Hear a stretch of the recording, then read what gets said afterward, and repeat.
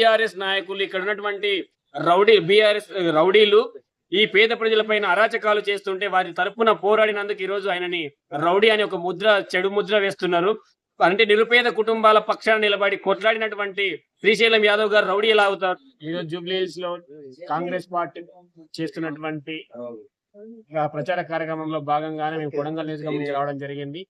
ఈ కొడంగల్ నియోజకవర్గంలో జూబ్లీహిల్స్ ఎన్నికల్లో భాగంగా ఈరోజు నవీన్ యాదవ్ గారు గెలవబోతున్నారు. ఎందుకంటే నవీన్ యాదవ్ గారు ఈరోజు దగ్గరలో ఈ జనాల్లో జూబ్లీహిల్స్ జనాలకు మధ్యలో ఉండి జనాలకు అతీతంగా దగ్గరలో ఉండి ఈరోజు జనాల పక్షాన నిలబడినటువంటి నాయకుడు కాబట్టి 100% నవీన్ యాదవ్ గెలవబోతున్నాడు.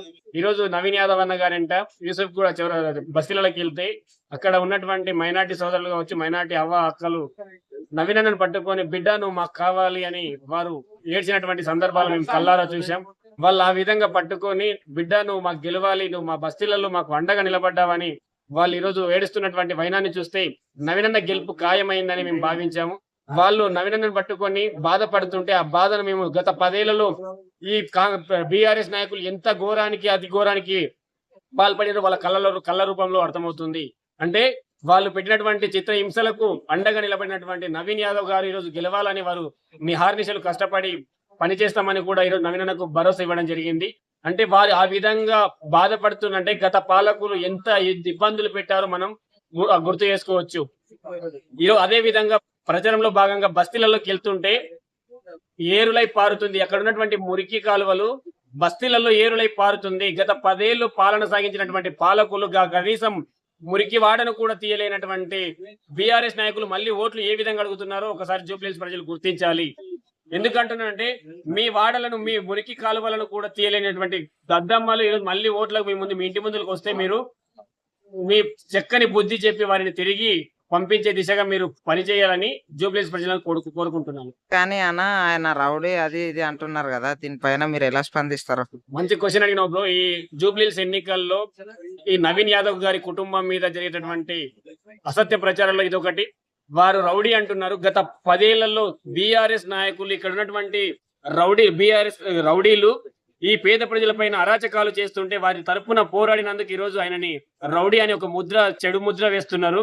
అంటే నిరుపేద కుటుంబాల పక్షాన నిలబడి కొట్లాడినటువంటి శ్రీశైలం యాదవ్ గారు రౌడీ ఎలా అవుతారు?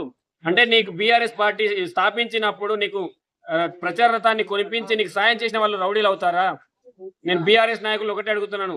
ఈ బస్తీలలో నిరుపేద కుటుంబాలకు మీరు మీ ప్రభుత్వంలో అక్రమాలకు పాల్పడి అణచివేతకు గురవుతున్నటువంటి అణగారిన వర్గాలకు అండగా నిలిచినందుకు ఆయన రౌడీ ఎలా ఏ విధంగా అవుతాడో మీరు చెప్పాలి.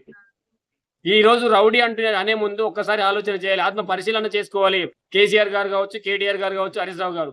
ఎందుకంటే ఒకప్పుడు మీకు అండగా నిలబడినటువంటి వ్యక్తి పైన అబండాలు వేయడం ఎందుకు? ఓకే అన్న, ఆయనకు ఓటు ఎందుకు వేయాలి? ఇప్పుడే కొత్తగా వస్తున్నాడు, రాజకీయం ఏం తెలుసు అని అంటున్నారు. రాజకీయం ఏం తెలుసు అనే దానికంటే రాజకీయం చేసిన వాళ్ళకంటే ఎక్కువ అనుభవం కలిగినటువంటి వ్యక్తి 2 సార్లు పోటీ చేసి గెలవలేక ఈరోజు ప్రజల మనసులు గెలుచుకున్నాడు. ఎందుకంటే మనం ఒకటి ఆలోచించాలి. పదవులు లేకుండా ప్రజల కోసం అహర్నిశలు కష్టపడి ఎన్నో సేవా కార్యక్రమాలు చేశారు. ఉదాహరణకు ఈ తెలంగాణ రాష్ట్రంలో నిరుద్యోగత రేటు గతంలో ఎక్కువగా ఉండేది.